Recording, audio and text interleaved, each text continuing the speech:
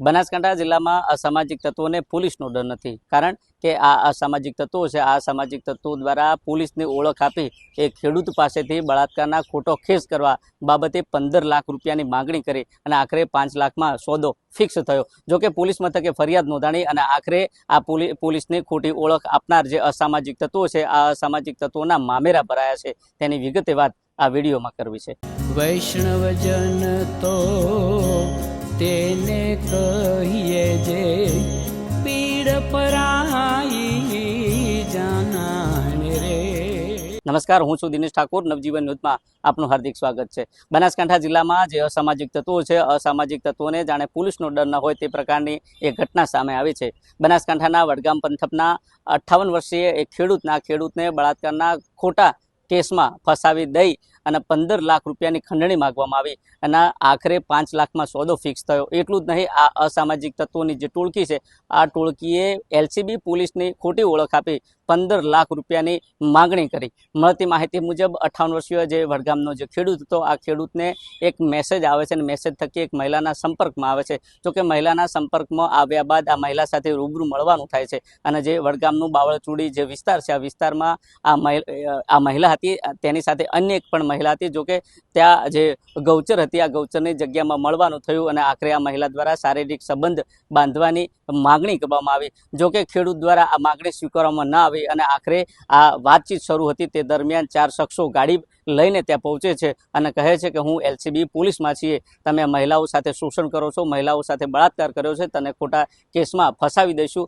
અને ખોટી ફરિયાદ કરવાની ધમકી આપી અને આખરે જે આ ખેડૂત હતો, ખેડૂત ડરી જાય છે અને ડરના કારણે આ ખેડૂત અન્ય લોકો, તેના જે સગા સંબંધી હતા, તેમના જોડેથી ટુકડે 5 લાખ રૂપિયા ભેગા કરે છે અને 5 લાખ રૂપિયા આવા અસામાજિક તત્વોને આપે છે. જોકે ખેડૂતને હિંમત આવે છે અને પોલીસ મથકે જાય છે. જોકે પોલીસ મથકે પહોંચ્યા બાદ વડગામ પોલીસ તેની જે સમગ્ર હકીકત હતી, આ હકીકત સાંભળે છે અને આખરે 6 લોકો સામે ફરિયાદ નોંધાય છે. જોકે આ તમામ બાબત છે, આ તમામ બાબત તમને જણાવવાનો પ્રયાસ કરીશું કે કોની સામે ફરિયાદ નોંધાણી છે. જેમાં પ્રથમ નંબરે વલીખાન દિલુખાન પઠાણ, રહે પાલનપુર.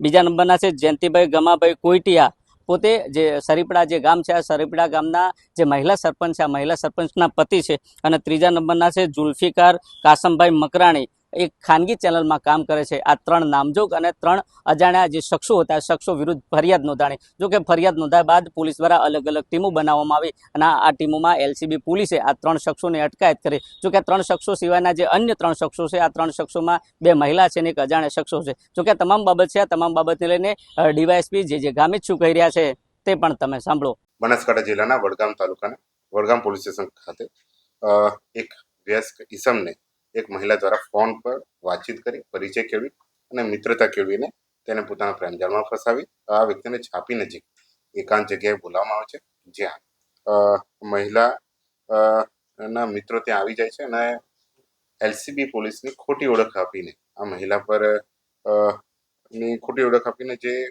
વયસ્ક માણસ છે એને જોડેથી 15 લાખ જેટલા રૂપિયાની માંગણી કરેલી અને જો ન કાપે તો ખોટા બળાત્કારના કેસમાં ફસાઈ દેવાની ધમકી આપવામાં આવી હતી.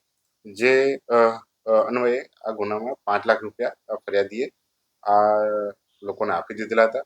જે અન્વયે ફરિયાદી જ્યારે પોલીસનો સંપર્ક કર્યો, આ બાબતે વડગામ પોલીસ સ્ટેશને આ હની ટ્રેપનો ગુનો દાખલ કરવામાં આવ્યો હતો.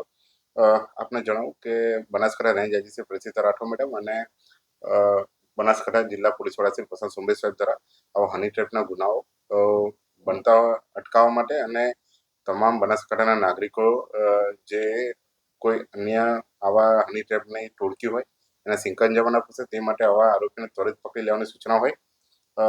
જે બનાસકાંઠા જિલ્લાની LCB team PI DM Rathod અને એલસીબી પીએસઆઈ જાડેજા અને એલસીબી પીએસઆઈ જેએસ ગઢવી તેમના વડપણ હેઠળ અલગ અલગ ટીમો બનાવવામાં આવી હતી. આ ટીમો દ્વારા જે ફરિયાદીઓના સંપર્કમાં રહી અને જે પોલીસની જે ખોટી ઓળખ આપી હતી એ બાબતે આવા ઈસમોને ખાસ કરીને હ્યુમન રિસોર્સના આધારે, ટેકનિકલ સર્વેલન્સના આધારે અને બાતમી હકીકતના આધારે આખી તપાસ કરવામાં આવી હતી.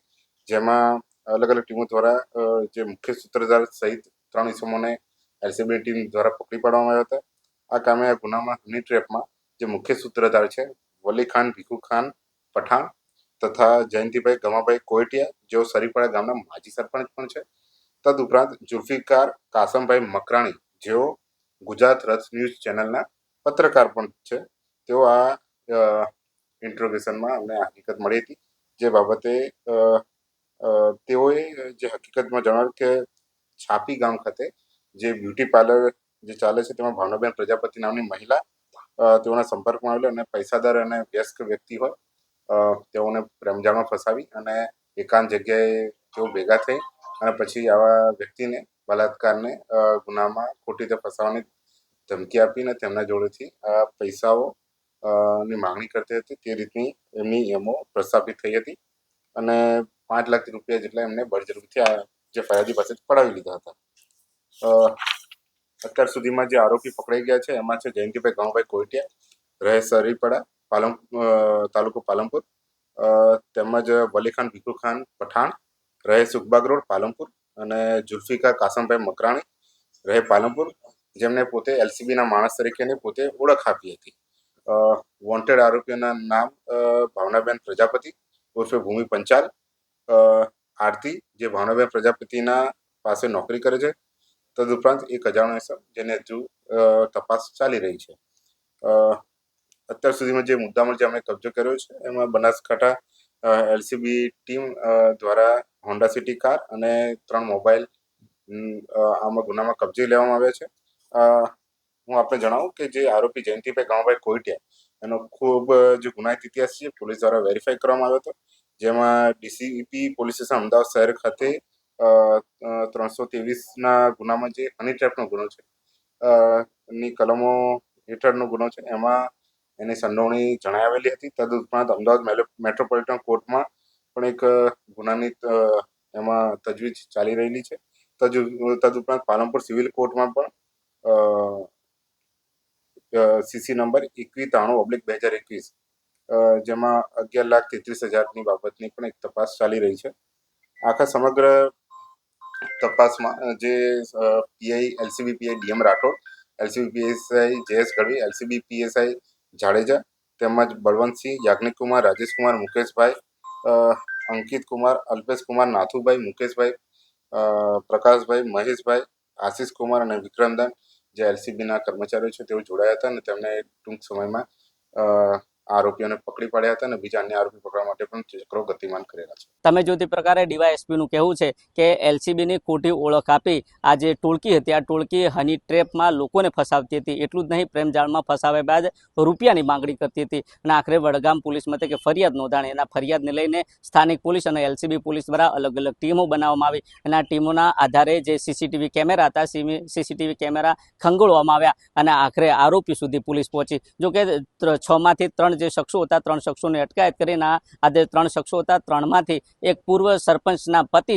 છે અને આ પતિ વિરુદ્ધ અગાઉ 2023માં અમદાવાદમાં હની ટ્રેપનો એક ગુનો નોંધાયેલો છે. જોકે આ જે 3 આરોપીની અટકાયત કર્યા બાદ હજુ સુધી મુખ્ય જે સૂત્રધાર જે 2 મહિલાઓ છે આ મહિલાઓ પોલીસ પકડતી દૂર છે અને અન્ય એક ઇસમ દૂર છે. કહી શકાય કે બનાસકાંઠા જિલ્લામાં પોલીસ સતત કામ કરતી હોવા છતાં જાણે આવા અસામાજિક તત્વોને પોલીસનો ડર ન હોય, ખાકીનો ડર ન હોય, કાયદાનો ડર ન હોય તે પ્રકારે આવા અસામાજિક તત્વો પોલીસને આગળ કરી પોલીસની ખોટી ઓળખ આપી રૂપિયા પડાવતી હોવાની આ ટોળકી પોલીસના હાથે લાગી છે. જોઈએ આવનાર સમયમાં મહિલાઓની ક્યારે અટકાયત કરવામાં આવે છે અને પોલીસ દ્વારા કેવી કાર્યવાહી કરવામાં આવશે તે તો આવનારો સમય બતાવશે.